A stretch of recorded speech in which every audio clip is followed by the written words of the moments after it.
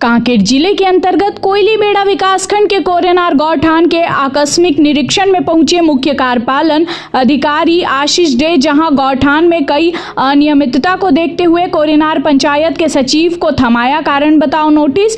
वहीं अब बड़ी कार्रवाई की आशंका है। हाल ही में कोरेनार धान खरीदी मामले में गड़बड़ी पर गुस्साए ग्रामीणों द्वारा कांग्रेस विधायक के करीबी जाने माने वाले मनोज बढ़ाई का मामला थमा नहीं कि कोरेनार गौठान की अनियमितता पर ग्रामीणों द्वारा वापस कांग्रेस की कार्यप्रणाली पर सवाल उठाते हुए नाराजगी जताई गई और गौठान की समिति बिना गांव की जानकारी पर जो बनाया गया उसे खारिज कर महिला समिति को देने की मांग की गई। फिलहाल मामले में जांच टीम का गठन किया गया और बड़ी कार्रवाई की आशंका जताई जा रही है। पखांजूर से विप्लव कुंडू की रिपोर्ट। कार्य नहीं हो पा रहे हैं।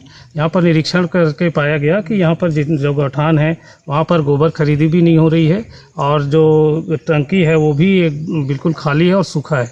इससे ये प्रतीत होता है कि यहाँ पर किसी भी प्रकार का कार्य नहीं किया गया।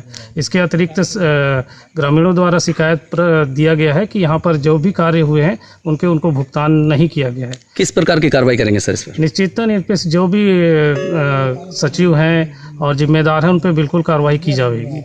कहाँ के रहने वाले? कोरेनार का। अभी जो छत्तीसगढ़ शासन की बहुत अच्छी योजना है गौठान की, आप लोगों को क्या समस्या आ रही है यहाँ पे? हमारे यहाँ तो काम किए थे पिछले 4 खत बनाने के लिए, वो तो महिला लोग के एक भी पैसा भी नहीं मिला। पैसा नहीं मिला आप लोगों को? जी। अभी क्या मांग करते हैं आप? पैसे के लिए हम लोग को तो बहुत मेहनत भी हुआ था वो काम खाद बनाने के टाइम में। पैसे की मांग करते हैं? हाँ, हम लोग तो काम किए पिछले साल गौठान में। उसमें 50 बोरी वर्मी कंपोस्ट बनाए और 250 बोरी सुपर कंपोस्ट बनाए। सारी महिलाएं ने मिल के बनाए? सारे महिलाओं ने मिलकर, जिसमें हमें 1 रुपया का भी पैसा नहीं मिला। अभी तक कोई पैसा नहीं मिला? नहीं मिला। अभी जो बोरी था वो कहाँ गया?